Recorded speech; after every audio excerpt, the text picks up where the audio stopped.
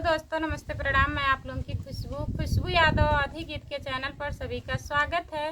मैं आप लोगों के बीच में आज देवी पचरा गीत लेकर आई हूँ और हमारे चैनल पर इसके पहले भी देवी पचरा गीत बहुत पड़ा है, तो आप लोग बहुत प्यार दुलार आशीर्वाद दिए हैं।